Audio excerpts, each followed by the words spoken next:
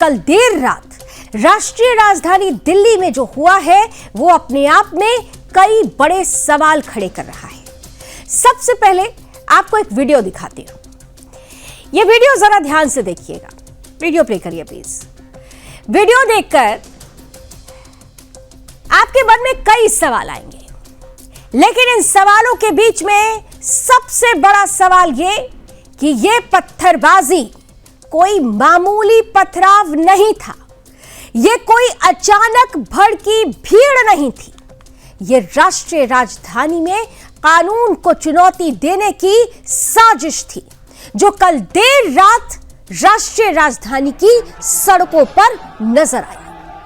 तुर्कमान gate पर जो हुआ वो साफ संदेश देता है कि जब कोर्ट का आदेश लागू करने पहुंची पुलिस पर पत्थर बरसाए जाएं तो यह सीधा सीधा देश की संप्रभुता पर हमला होता है। यह संप्रभुता पर हमला कैसे हुआ, पहले जरा यह वीडियो एक बार पूरा देखिए।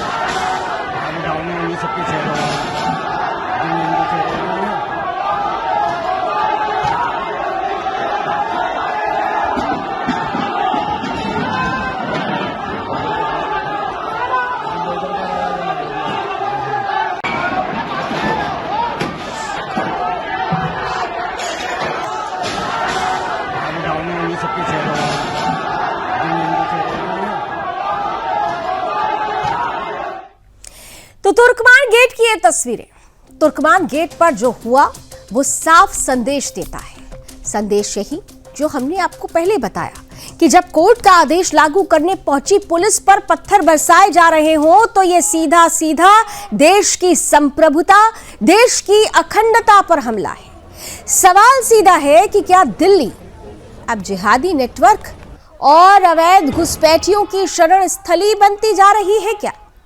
हाईकोर्ट के आदेश पर अवैध अतिक्रमण हटाने पहुंची थी ये पुलिस। हाथ में कानून, पीठ पर संविधान और सामने पत्थरों की बरसात। पुलिस घायल है, कानून लहूलुहान है और राजधानी में खुलेआम चुनौती दी जा रही है राज्य की ताकत को। यह सिर्फ अतिक्रमण का मुद्दा नहीं है।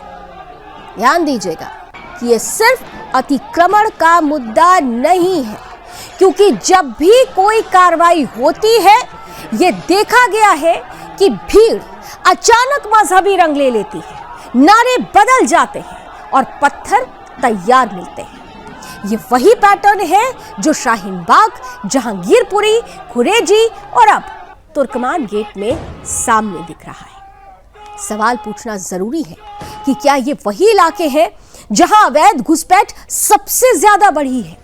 क्या यही वो पॉकेट्स हैं जहां कट्टर सोच, जिहादी सोच को पनाह मिलती है? और क्या पुलिस पर हमला करने की हिम्मत बिना किसी उकसावे के आती है?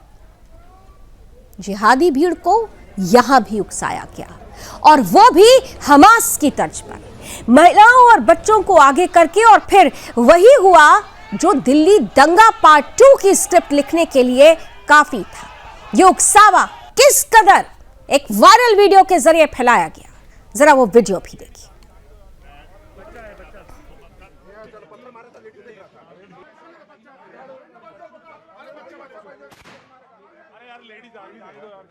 बच्चा है, बच्चा चल पत्थर मारा था, लेके नहीं रहा था।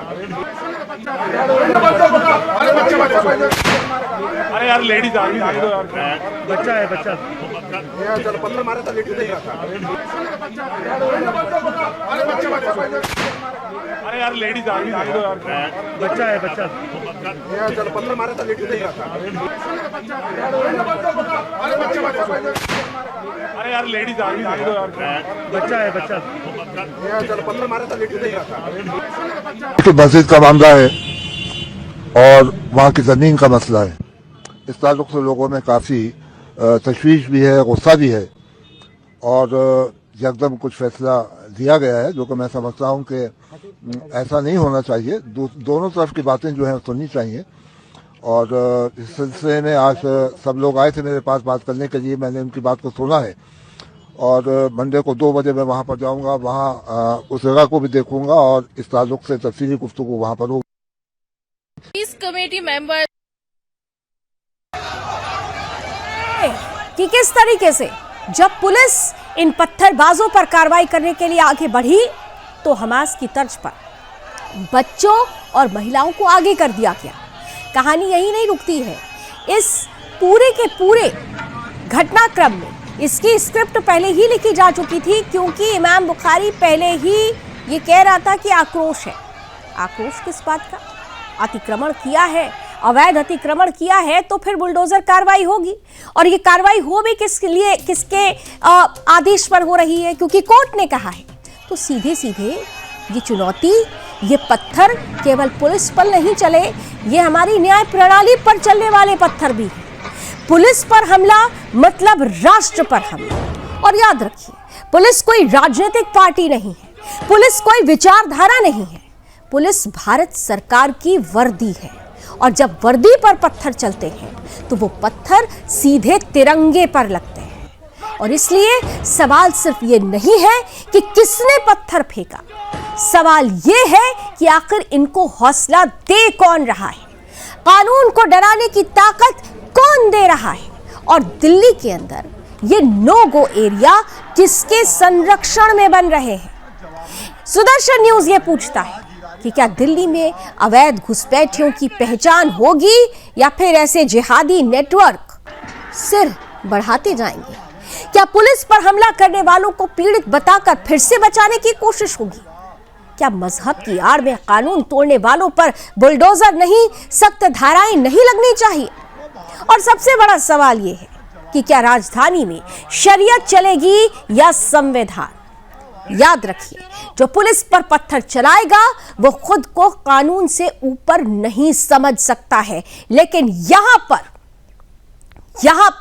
ये हिम्मत अपने आप में बता रही है कि ये वो कट्टर सोच वाली जिहादी भीड़ है जो हर किसी को चुनौती दे रही है, जो हर किसी को चैलेंज कर रही है। वो हमारी कानून व्यवस्था को, वो हमारी न्याय प्रणाली को, वो हमारे संवैधानिक प्रणाली को, हमारे देश की संप्रभुता, हमारे देश की अखंडता, हर किसी को चुनौती दी जा रही है। और सवाल इसलिए भी बड़ा है, आप देखिए, आपने खुद इन तस्वीरों में देखा कि हजारों की संख्या में भीड़ आती है और पुलिस पर पत्थर बरसाना शुरू कर देती है, लेकिन पकड़े कितने जाते हैं? महज 5 से 7 जिहादी।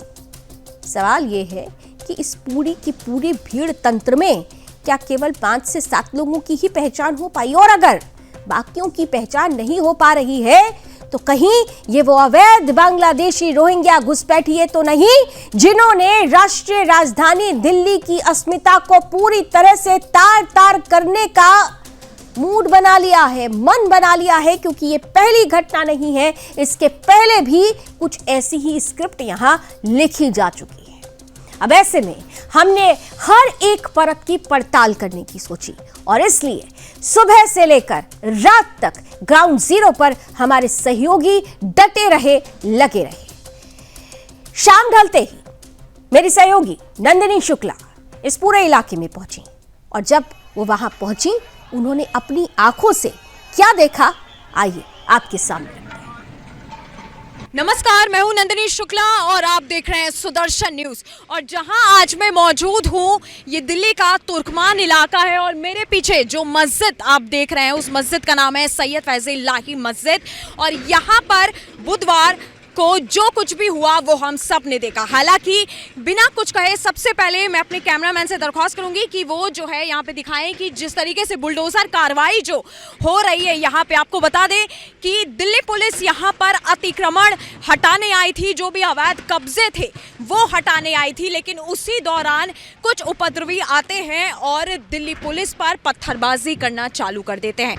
हालांकि दिल्ली पुलिस ने कुछ उपद्रवियों के जो नाम है दर्ज किए हैं। 10 लोगों को हिरासत में लिया गया है और अज्ञात लोग जो हैं उनकी पहचान की जा रही है कि आखिरकार अचानक से जिन लोगों ने पत्थरबाजी की पुलिस पर, वो किसके इशारे पर की थी और आखिरकार कौन ये हिंसा भड़का रहा था। सोशल मीडिया से लेकर के हर जगह कई तरीके के जो है वीडियोस वायरल हो रहे हैं, तस्वीर वायरल हो रही है। एक वीडियो जो आप सबने भी देखा होगा कि जब दिल्ली पुलिस पर पत्थरबाजी होती है उसी दौरान एक जो शख्स की जो आवाज़ आती है वो होती है कि शाबाश मेरे शेरों। वो वीडियो भी अगर आप देखेंगे तो शायद आपको भी शौक लगेगा, जैसे हम सबको शौक लगा था। जिस तरीके से अभी मैं और आपको पीछे पूरा जो एक तुर्कमान इलाका है, पत्थर वहाँ पे छोटे छोटे पड़े हुए हैं, जो खिड़कियां हैं वो टूटी हुई हैं, वो पूरा इलाका मैं आपको दिखाऊंगी। उसके बाद दिल्ली पुलिस ने, हालांकि जब हिंसा ये भड़क रही थी तो मैं कहूंगी कि दिल्ली पुलिस ने काफ़ी अच्छा काम किया और दिल्ली पुलिस की तरफ से आंसू गैस के गोले छोड़े गए, तब जाकर के हिंसा को जो है, जो भी वहाँ पे सिचुएशन पैदा हुई उसको कंट्रोल में लिया गया था। लेकिन सबसे पहले बड़ा सवाल ये खड़ा होता है कि आखिरकार एक गलत मैसेज की वजह से किसने दिल्ली पुलिस के ऊपर कहा था कुछ उपद्रवियों को कि जा करके पत्थरबाजी करो। आपको बता दें कि कई सारे जो है वीडियोस वायरल हो रहे हैं। कुछ सूत्रों के मुताबिक अगर मैं आपको बताऊं कि जब दिल्ली पुलिस पर पत्थरबाजी हो रही थी उस दौरान कुछ लोगों ने अल्लाहू अकबर के नारे भी लगाए थे। मैं यहाँ पे खड़ी हूँ इस मस्जिद के सामने, एक बार मैं कहूँगी कि इस पूरे मस्जिद को एक बार दिखाएगा और इसी मस्जिद को लेकर के गलत अफवाह फैलाई गई कि जो बुलडोजर आ रहा है, 30 से 32 बुलडोजर आए थे। गलत अफवाह फैलाई गई कि जो दिल्ली पुलिस आ रही है, जो भी बुलडोजर कार्रवाई होने जा रही है वो इस मस्जिद पे होने जा रही है। हालांकि दिल्ली पुलिस ने साफ कहा था कि हम ये मस्जिद तोड़ने नहीं आ रहे हैं, बल्कि जो आसपास की जो दुकानें हैं, जो अतिक्रमण है, हम वो हटाने के लिए आ रहे हैं और मस्जिद को छुआ भी नहीं है। मस्जिद की दीवारों को मैं एक बार आपको दिखा दूं कि कोई भी नुकसान यहाँ पे नहीं हुआ है। आप देख सकते हैं कि किस जो एक गलत मैसेज फैलाया गया था कि जो बुलडोजर कार्रवाई हो रही है वो मस्जिद के लिए हो रही, लेकिन मस्जिद को छुआ भी नहीं गया। दिल्ली पुलिस की तरफ से साफ बयान आया और आप मेरे पीछे भी देख सकते हैं कि जिस तरीके से यहाँ पे बुलडोजर लगातार चल रहा है और लगातार जो अतिक्रमण है वो हटाए जा रहे हैं। आधे जो अवैध कब्जे थे यहाँ के, जब लोगों से मैंने बात की, जो यहाँ के लोकल थे उनसे मैंने बात की, तो उनका कहना था कि यहाँ पे जो भी मुसलमान हैं उन्होंने अपने घरों की शादियाँ कराने के लिए अवैध जो सरकारी ज़मीन थी उस पर जो है कब्जा किया हुआ था, ताकि उनके घर की शादी जो है वो आराम से हो सके। जिसके बाद आप यहाँ पे देख सकते हैं कि यहाँ पे किस तरीके से बुलडोज़र जो कार्रवाई है वो हो रही, लगातार बुलडोज़र यहाँ पे जो है चलाया जा रहा है। बहुत सारे लोग यहाँ पे हालांकि खड़े। अब आगे चलते हैं और आपको दिखाती हूँ कि किस तरीके से जो है सीआरपीएफ के जवान हो गए, दिल्ली पुलिस हो गई, भारी पुलिस बल यहाँ पे तैनात है। रास्ता बंद यहाँ पे किया गया है और जितनी भी आवाजाही यहाँ पे हो रही है, जितनी भी गाड़ियाँ यहाँ पे आ जा रही हैं, उनको दूसरा रास्ता दिया गया है। आगे चलते हैं और आपको दिखाती हूँ कि जिस रात ये हिंसा भड़की है, जब दिल्ली पुलिस पर पथराव किया गया है, वहाँ की सिचुएशन कैसी थी और अब की सिचुएशन वहाँ पे कैसी है। और आप मेरे पीछे देख सकते हैं कि भारी पुलिस बल को तैनात किया गया है, साथ ही मिलिट्री फोर्सेस तैनात हैं, सीआरपीएफ के जवानों को जो है तैनात किया गया है। क्योंकि जब यहाँ पे दिल्ली पुलिस और ये जेसीबी, आप देख सकते हैं 30 से 32 बुलडोजर आए थे, जब यहाँ पे अतिक्रमण हटाने की बारी हुई थी, उसके बाद जो हिंसा भड़की गई, एक तरीके से कहूँगी कि कुछ उपद्रवी थे एक साथ आ गए और उन्होंने दिल्ली पुलिस पर पत्थरबाजी की। अब बड़ा सवाल यहाँ पे,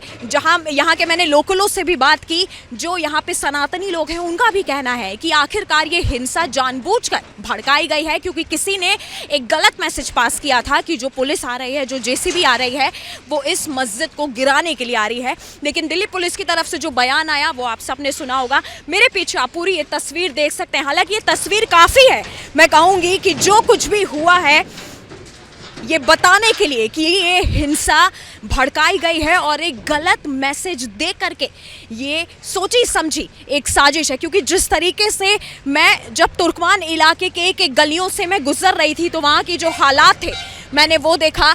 खिड़कियों के जो कांच है वो टूटे हुए हैं, खिड़कियां जो हैं आधी खुली हैं आधी बंद है। तो आखिरकार सवाल ये है कि आखिरकार जो उपद्रवी थे उनको आखिरकार जगह छुपने के लिए किसने दी। यहाँ पे आप देख सकते हैं ये हज मंजिल मेरे पास है, हज मंजिल यहाँ से मैं आपको दिखा रही हूँ। ये पूरा आप देख सकते हैं, पूरी बैरिकेटिंग से जो है ये रास्ता पूरा सील किया गया है। और यहाँ पे मैं उसी जगह खड़ी हूँ जिस जगह पे उपद्रवियों ने दिल्ली पुलिस पर पत्थरबाजी करना शुरू किया था। बिना कुछ बोले सबसे पहले मैं आपको यहाँ के हालात दिखाती हुई, देखिए मेरे पीछे लगातार ये स्कूटी यहाँ पे लगातार ये गिरी हुई है। और ये पत्थर अगर मैं आपको यहाँ पे दिखाऊँ तो पत्थरबाजी में ये पत्थर जो है दिल्ली पुलिस को मारे गए थे, जिसमें हेड कांस्टेबल भी घायल हुए, 5 जवान हमारे घायल हुए हैं। किसी के सर पे टाके आए हैं, किसी का सर फट गया, किसी के हाथ में चोट आई, किसी के पैर में चोट आई। और ये इतने बड़े पत्थर आप सोच सकते हैं। और यही पत्थरबाजी करते हुए जो वीडियो वायरल हो रहे हैं उसमें से एक जो शख्स की जो आवाज़ सुनाई देती है उसमें से एक आदमी कहता है कि मेरे शेरों शाबाश, तुमने बहुत अच्छा काम किया। ये बहुत बड़ा सवाल है और मैं ये सवाल सबसे पूछना चाहती हूँ कि ये कौन सी शाबाशी है? जो जवान हमारी रक्षा में तैनात हैं, आप उन्हीं को ये इतने बड़े पत्थर आप मार रहे हैं। ये पत्थरबाजी में आप ये देख सकते हैं कि ये पत्थर यहाँ पे पड़े हुए हैं। ये पत्थर यहाँ पे भी मैं दिखाऊंगी, ये देखिए ये पत्थर यहाँ पे पड़े हुए हैं। हालांकि ये पत्थर में मुझे कोई अभी नाम फिलहाल इतना साफ नहीं दिख रहा है। ये पत्थर आप देख सकते हैं कि ये पत्थरबाजी में ये सारे पत्थर दिल्ली पुलिस पर इस्तेमाल किए गए जब अतिक्रमण दिल्ली पुलिस हटाने के लिए आई थी। और ये मेरे पीछे आप देख सकते हैं यहाँ पे हालांकि 10 उपद्रवियों को दिल्ली पुलिस ने गिरफ्तार किया है। बाकी जो भी हैं उनकी जांच सीसीटीवी और बॉडी कैमरा के जरिए की जा रही है कि आखिरकार ये हिंसा किसने भड़काई थी। ऊपर भी आप देख सकते हैं, यहाँ पे देखिए ये जो कांच है, एक खिड़की का कांच टूटा हुआ है। यहाँ से लगातार 2-3 खिड़की आपको ऐसी दिखेंगी जिनके कांच टूटे हुए हैं। पीछे मैं दिखाऊंगी, पीछे घर है यहाँ पे, ये घर देखिए यहाँ से। हालांकि कहा जाता है कि इन लोगों में पर्दा बहुत होता है, एक तरीके से बुर्के में रहना होता है, पर्दा बहुत होता है। लेकिन आज मुझे लगता है कि जो कुछ भी हमारे दिल्ली पुलिस के साथ हुआ है, उपद्रवियों को जब पनाह देना होता है तो उसमें शायद ये लोग बुर्का नहीं करते हैं, ये लोग खुलेआम जो है उपद्रवियों को जगह देते। और हालांकि वो उपद्रवी कहाँ से आए थे, किसने उनको शरण दी थी, किसने उनको अपने घर पे रखा था, ये सबसे बड़ा सवाल है। यहाँ देखिए आप पीछे मेरे, यहाँ पे पूरा यहाँ पे गली जो है यहाँ पे सन्नाटी है, सारी गली यहाँ पे मैं आपको दिखाऊंगी। पूरी गली यहाँ पे भारी पुलिस बल अब तैनात है। हालांकि जब ये हिंसा भड़क रही थी तब आंसू गैस के गोले जिस तरीके से छोड़े गए थे, आप खुद भी अंदाज़ा लगा सकते हैं यहाँ से कि यहाँ से जो उपद्रवी थे पत्थरबाजी कर रहे थे और वहाँ से दिल्ली पुलिस जो है आंसू गैस के जो है गोले छोड़ रही थी। यहाँ से लगातार मैं पूरा दिखाऊंगी, आप पूरा एक सिनेरियो मेरे पीछे देख सकते हैं कि एक टाइम पर पूरी गली ये किस तरीके से चकाचौंध हुई होगी, लोग यहाँ पे आ जा रहे होंगे। और आज की स्थिति मैं आपको खुद यहाँ पे ग्राउंड पे मौजूद हूँ और जो मैं अपनी आँखों से देख पा रही हूँ वो काफ़ी ज़्यादा मैं कहूँगी शॉकिंग है कि सब कुछ सन्नाटा है। यहाँ पे देखिए मेरे पीछे यहाँ जितने भी पुलिस वाले हैं वो सब तैनात हैं। ये सारी दुकानें जो हैं यहाँ पे बंद हैं, आप देख सकते हैं। ऊपर भी बिजली के तार आप देख सकते हैं। यहाँ पे गली की मैं हालात आपको दिखा रही हूँ कि हालात देखिए आप सबसे पहले कि इस गली के हालात क्या हैं। तारें उलझी हुई हैं एक तरीके से, गली में जिस तरीके की हालत बंधी हुई है ये देखिए। वही जैसे जिस तरीके से मैंने आपको कहा था कि यहाँ पे मेरे ख्याल से मुझे नहीं लगता कि कोई जो बिजली विभाग से भी जो लोग आते होंगे या उनको आने भी नहीं शायद नहीं दिया जाता होगा, क्योंकि जिस तरीके से ये हालात हैं इस गली के, आप देख सकते हैं कि क्या हालात यहाँ पे इस समय मौजूदा स्थिति में बने हुए हैं। मेरे पीछे आप देखिए पूरा अंधेरा है और जहाँ तक नज़र जा रही है वहाँ तक पुलिस बल पूरी तैनात है, सीसीटीवी से की जा रही है। और यहाँ पे मैं अगर आपको नज़ारा दिखाऊं तो आप देख सकते हैं कि बैरिकेटिंग जो है यहाँ पे पूरी तरह से तैनात है। और ये गली मैं आपको दिखा रही हूँ, यहाँ पे ये गली जिस तरीके से पूरी गली सन्नाटी है, मैं आपको कहूँ आप देख सकते हैं यहाँ पे पूरी गली यहाँ पे सन्नाटी। और यहाँ पे जो आप देख सकते हैं यहाँ पे स्कूटी खड़ी हुई है और पूरा घर एक तरीके से मैं कहूँगी कि एक टाइम पे इस पूरे गली में चहल पहल रहती थी, लोगों का आना जाना रहता था, बच्चे बूढ़े जवान सब यहाँ पे आते थे। लेकिन आज का जो नज़ारा है वो आप देख सकते हैं। यहाँ पे आप देख सकते हैं कि लगातार लाइन्स और ये स्कूटी ये आप देख सकते हैं। अगर मैं ये दिखाऊं कि ये स्कूटी गिरी हुई है और जब जो दंगा हुआ था उपद्रवी ने जब पत्थरबाजी की थी, ये आप देख सकते हैं कि किस तरीके से यहाँ के हालात हैं, ये देखिए। और ऊपर भी मैं कहूँगी कि ऊपर भी नज़ारा आपको देखना चाहिए। और ये जिस तरीके से आप ये बिजली के तार भी देख रहे हैं पूरी तरीके से उलझे हुए, पूरा साफ एक जो मैसेज जाता है कि यहाँ पे डर से ना तो कोई बिजली विभाग का आदमी आ सकता है, ना ही कोई और इंसान यहाँ की गलियों में कदम रख सकता है, क्योंकि इन गलियों के हालात ऐसे पैदा हुए हैं। अभी मैंने आपको एक स्कूटी गिरी हुई दिखाई, आप यहाँ पे देखिए मेरे पीछे पूरा यहाँ पे जो गली है वो पूरी सन्नाटी है और भारी जो पुलिस बल है उसे तैनात किया गया है। और यहाँ आप मेरे पीछे देख सकते हैं कि भारी पुलिस बल यहाँ पे मिलिट्री फोर्सेस से लेके सीआरपीएफ के जितने जवान हैं सबको यहाँ पे तैनात किया गया है। एक तरीके से हालांकि कोई एक नॉर्मल शख्स, मैं कहूँगी अपना आंखों देखा हाल की अगर मैं बात करूँ कि कोई अगर नॉर्मल शख्स यहाँ का पूरा एक जो सिनेरियो है वो देखे तो शायद वो शॉक हो जाएगा। लेकिन हालांकि पुलिस अधिकारियों की तरफ से जो बयान है उन्होंने ये कहा कि जब हम अतिक्रमण हटाने के लिए आए थे तो कुछ उपद्रवियों ने जानबूझकर हिंसा भड़काई और उन पर पत्थरबाजी करना शुरू कर दिया।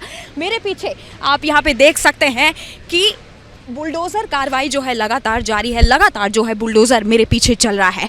आप देख सकते हैं कि क्या क्या चीज़ें यहाँ पे तोड़ी जा रही है। और ये मस्जिद में आपको दिखाऊं कि इसी मस्जिद को लेकर के जो है अफवाहें कुछ फैलाई गई कि जो दिल्ली पुलिस आ रही है वो इस मस्जिद को तोड़ने आ रही है, ये अफवाह फैलाई गई। जिसके बाद हालांकि दिल्ली पुलिस की तरफ से एक बार फिर आपको बताऊं कि बयान आया था कि हमने उस मस्जिद को छुआ भी नहीं है, जो अतिक्रमण था वो हम हटाने आए थे। हालांकि मैं तुर्कमान इलाके में जब मौजूद थी, मैंने यहाँ के लोकलों से भी बात की, जो यहाँ पे हिंदू लोग थे, सनातनी लोग थे, उनका कहना था कि यहाँ पे जो सरकारी ज़मीन थी यहाँ पे कुछ जिहादियों का जो है कब्ज़ा हुआ रहता था, और कब्ज़ा वो सिर्फ इसलिए करते थे ताकि उस ज़मीन पर वो अपना एक तरीके से बैंकेट हॉल, मैं कहूँगी कि बैंकेट हॉल वो बनवाएं और अपने घरों की जो शादियाँ हैं वो उसमें करवाते थे। यहाँ पे अगर आप तुर्कमान इलाके में आएंगे तो मुश्किल से 10 लोग आपको मिलेंगे और 10 में से 8 लोगों का यही कहना होगा कि यहाँ पे एक तरीके से जिहादियों को ही उन्होंने देखा था, जो यहाँ पे सरकारी ज़मीन पर बार बार मना करने के बाद जो है कब्जा किए रहते थे। पीछे का माहौल मैंने आपको पूरा दिखाया, आप देख सकते हैं बुलडोज़र लगातार चल रहा है।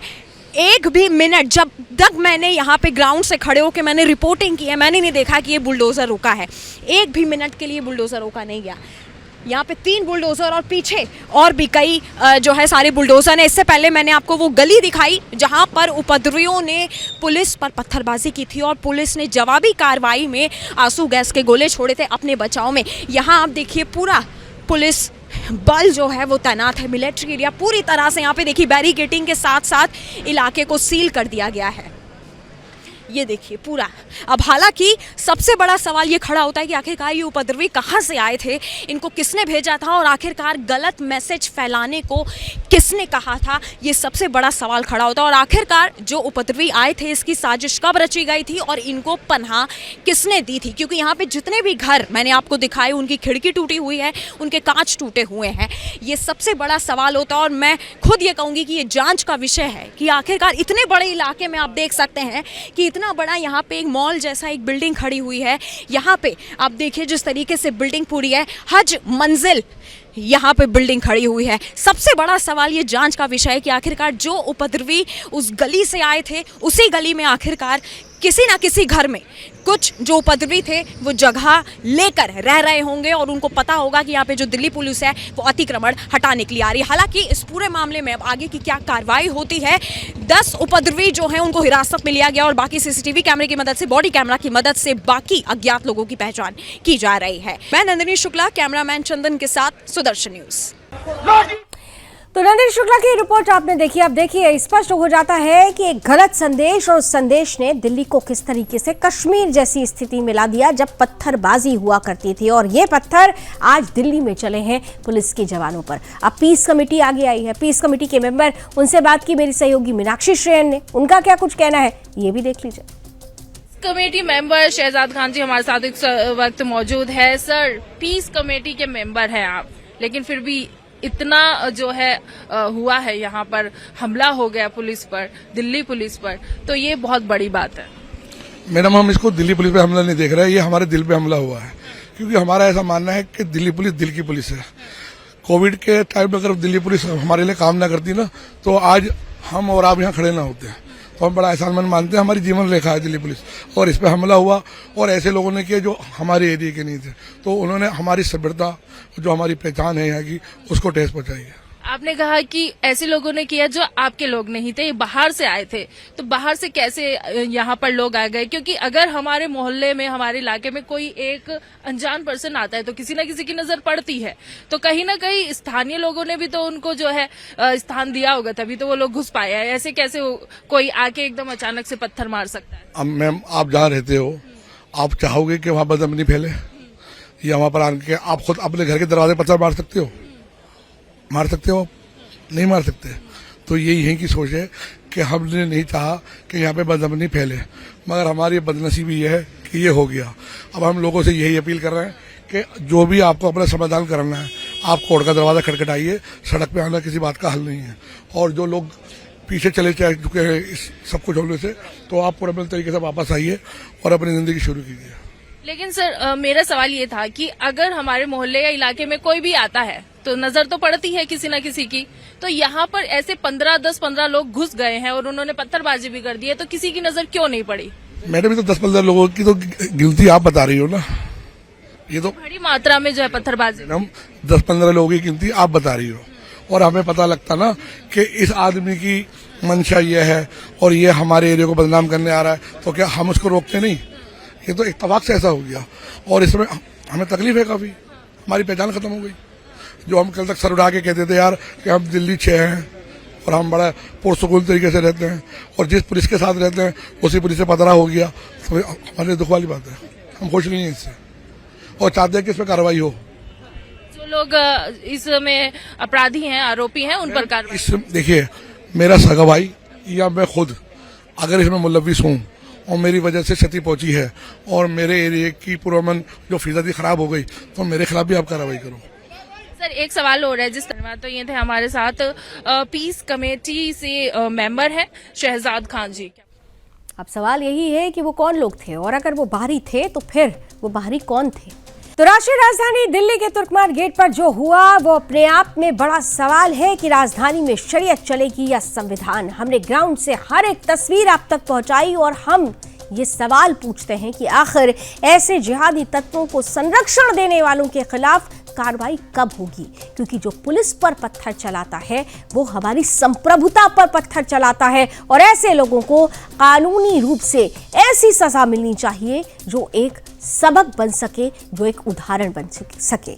ग्राउंड पर मेरे सहयोगी सौरभ तिवारी भी पहुंचे, उन्होंने क्या कुछ देखा उनकी नजरों से भी देखी।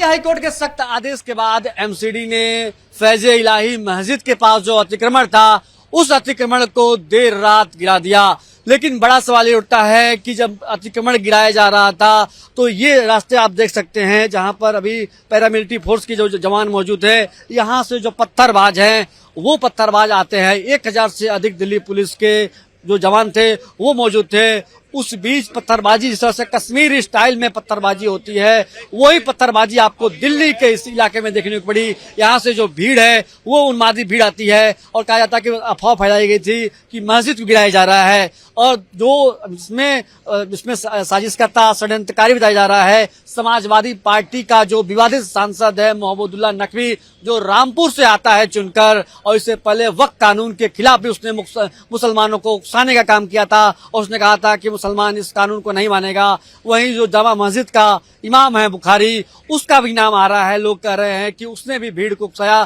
तो सुदर्शन न्यूज सवाल करता है कि इन दोनों की गिरफ्तारी कब होगी? और बुखारी पहली बार ऐसा नहीं है जिसने विवादित बयान दिया हो, जिसने भड़काने का काम किया हो जिहादियों को। अगर हिंदू धर्म की बात करें तो हमारे धर्म में जिस तरह से मंदिरों के पास अतिक्रमण हटाया जाता है तो हिंदू जो हैं वो सिर्फ विरोध करता है। लेकिन ये जो जिहादी है, अगर मस्जिद के पास अगर अतिक्रमण हटाती है तो पत्थरबाजी शुरू कर देते हैं, हमारे जवानों पत्थरबाजी शुरू करते हैं। और इसी स्थान से रात में पत्थरबाजी शुरू हुई थी। अब दिल्ली पुलिस भी पूरी तरह से एक्शन में आ चुकी है, उनकी धर पकड़ की जा रही है। लेकिन सुदर्शन न्यूज का जो सवाल है कि इमाम बुखारी कब गिरफ्तार होगा?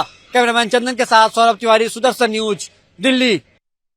तो इमाम बुखारी कब गिरफ्तार होगा, कब गिरफ्तार होंगे वो लोग जिन्होंने दिल्ली को एक बार फिर से कश्मीर बनाने की कोशिश की। कश्मीर तो बदल गया, लेकिन दिल्ली की ये बदली हुई तस्वीर अपने आप में सुरक्षा को बहुत बड़ी चुनौती है और इसलिए जरूरत है ऐसे जिहादियों के खिलाफ, ऐसे कट्टरपंथी सोच रखने वालों के खिलाफ एक ऐसे सबक की, एक ऐसी कार्रवाई की जो आने वाले समय के लिए नजीर यानी उदाहरण बन सके। अब आइए आगे बढ़ते हैं और खबर महाराष्ट्र के पालघर से लेते हैं, जहां वाडा तहसील के पोशेरी गांव स्थित आइडियल फाउंडेशन कॉलेज में एक सनसनीखेज मामला सामने आया। दरअसल कॉलेज के छात्रावास में रहने वाली एक हिंदू छात्रा को जबरन नमाज पढ़ने के लिए मजबूर किया गया। पीड़ित छात्रा ने अपनी शिकायत में बताया कि उसने हाल ही में कॉलेज में फिजियोथेरेपी पाठ्यक्रम में प्रवेश लिया था और इसी दौरान आरोप है कि कॉलेज की महिला अधीक्षिका और कुछ मुस्लिम छात्राओं ने रात के समय उस पर दबाव डालकर नमाज पढ़ने के लिए उस छात्रा को बाध्य किया। छात्रा का कहना है कि यह दबाव बार बार डाला गया, जिससे उसे मानसिक प्रताड़ना झेलनी पड़ी। उसने अपनी शिकायत में स्पष्ट किया कि यह घटना उसके धार्मिक स्वतंत्रता के अधिकार का गंभीर उल्लंघन है। वास्तव में मामले के सामने आने के बाद पूरे इलाके में तनाव का माहौल है। वाडा पुलिस थाने में शिकायत दर्ज कराई गई और पुलिस ने प्राथमिक जांच भी शुरू कर दी है। पुलिस अधिकारी बता रहे हैं कि संबंधित व्यक्तियों के बयान दर्ज किए जा रहे हैं और मामले की गहन जांच की जा रही है। सच्चाई सामने आने पर उचित कार्रवाई की जाएगी और इस घटना के बाद विभिन्न हिंदू संगठनों के पदाधिकारी और कार्यकर्ता कॉलेज के बाहर एकत्र हुए। उन्होंने जोरदार नारेबाजी करते हुए दोषियों के खिलाफ सख्त कार्रवाई की मांग उठाई। कुछ समय के लिए इलाके में तनाव की स्थिति बनी रही, लेकिन पुलिस ने हालात पर काबू पा लिया। यह घटना केवल एक छात्रा तक सीमित नहीं है, ये शैक्षणिक संस्थानों में धार्मिक स्वतंत्रता, छात्रों की सुरक्षा और प्रशासन की भूमिका पर भी गंभीर सवाल खड़े कर रही है। किसी भी छात्र पर धार्मिक दबाव डालना संविधान और कानून के तहत अपराध है और इस मामले ने एक बार फिर इस संवेदनशील मुद्दे को उजागर कर दिया है।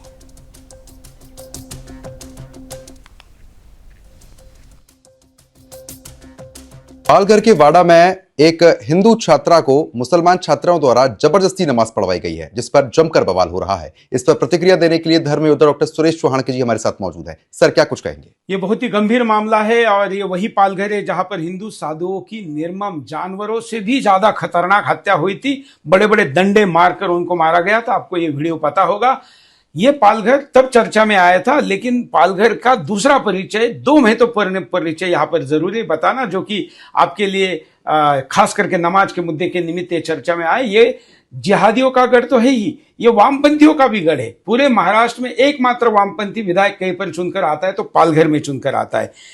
दूसरा यहाँ का परिचय, सबसे ज्यादा चर्चा अगर महाराष्ट्र में कही है तो पालघर में है और खास करके घटना घटी है। इस पर मैं ये कहना चाहूंगा कि ये को लाइफ, सहजीवन मुसलमानों के साथ कितना मुश्किल है और मल्टीकल्चर सोसाइटी का फेलियर कितना बड़ा है। यूरोप इस पर जाग चुका है, बोल रहा है, हम नहीं जाग रहे हैं। इसलिए हमको इस विषय पर नीति, नियम बनाना जरूरी है और तब तक तो कम से कम इतना किया जा सकता है कि ऐसा अपराध करने वाले पर इतनी सख्त कार्रवाई की जाए कि ये दोबारा अपराध करने की सोची भी ना। ये रही सर की प्रतिक्रिया, लेकिन इस पर आपकी प्रतिक्रिया क्या है ये जरूर बताइएगा सोशल मीडिया पर कमेंट्स करके। देखिए, ये जो घटना हुई है पालघर जिले में पोशेरी जो गांव है वाडा तहसील में, और ये आइडियल कॉलेज, ये बहुत गंभीर मामला है। मुझे लगता है कि जो हिंदू लड़कियों को जो फंसा रही है, केवल एक लड़की का विषय नहीं, ये बहुत बड़ा षड्यंत्र हो सकता है। और वैसे ही पालघर जिले में हमारे वनवासी आदिवासी भाई ज़्यादा है और उनके नाम से जिला जाना जाता है। साधुओं की हत्या हुई ये भी सभी को पता है और वहाँ धर्मांतरण बहुत बड़ी समस्या है। उसके साथ ये लव जिहाद भी हो रहा है। मतलब पालघर जिला इन लोगों के हिट लिस्ट पर है। और जहाँ जैसे कि केरला में लव जिहाद का मामले चलते, वहाँ इतना हजारों लड़कियाँ को शिकार बनाया गया, वैसे ही पालघर जिले में ये हो रहा है।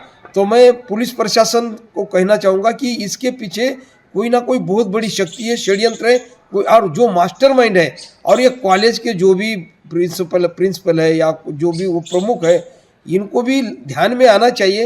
ये तो अच्छा हुआ हमारे बजरंग दल विश्व हिंदू परिषद के कार्यकर्ताओं ने आवाज़ उठाई, तभी ये पता चला।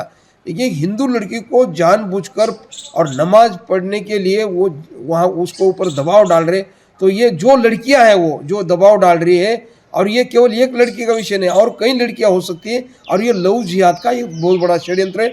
और जो दोषी लोग हैं उनके ऊपर कार्रवाई होनी चाहिए। और ये जो भी संस्था, ये कॉलेज के भी जो लोग हैं, इनकी भी इंक्वायरी होनी चाहिए, जांच होनी चाहिए सभी लोगों की। और जो लोग इस षड्यंत्र में यहाँ इसमें सम्मिलित है, इनके ऊपर कार्रवाई होनी चाहिए, ऐसी हमारी मांग है। नहीं तो बड़ा आंदोलन, मैं खुद वहाँ आइडियल कॉलेज में जाकर हम अभी आने वाले समय में बड़ा आंदोलन करने का ही सोच रहे। तो प्रशासन ने भी ध्यान में लेते हुए कड़ी कार्रवाई करे, जो भी आरोपी है उनके ऊपर सजा हो, उनको कार्रवाई हो। और अब बात बिहार में हुए बुर्का या नकाब बैन की करते हैं। दरअसल कुछ दिन पहले ही उत्तर प्रदेश के झांसी में सुरक्षा कारणों से यह फैसला लिया गया था कि ज्वेलरी शॉप पर बुर्का और नकाब पहनकर आना मना है। और अब ठीक वही फैसला बिहार तक पहुंच गया है। पटना समेत कई जिलों में ज्वेलरी शॉप्स के बाहर साफ नोटिस लगे हैं कि बुर्का, नकाब, मास्क, हेलमेट पहनकर दुकान में प्रवेश वर्जित है। All India jewellers and gold Smith federation के बिहार अध्यक्ष अशोक कुमार वर्मा ने सभी जिला अध्यक्षों के साथ बैठक की। सुरक्षा को प्राथमिकता बताते हुए यह निर्णय लिया गया और इसकी जानकारी पटना के सेंट्रल एसपी को भी दे दी गई। लेकिन इसके बाद जो हुआ वो सुरक्षा पर बहस नहीं थी, वो तो सीधा सियासी बवाल है। मजहब का कार्ड निकालकर, मजहब का एंगल देकर अस्मिता पर हमले और इस्लामोफोबिया का शोर मचाना शुरू कर दिया गया।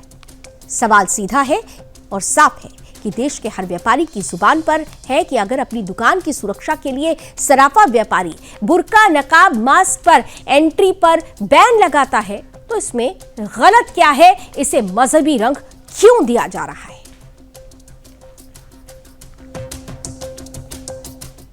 और चलिए इसी के साथ जनमत के आज के सफर में बस इतना ही। देश और दुनिया की तमाम खबरों के लिए आप जुड़े रहिए सुदर्शन न्यूज के साथ।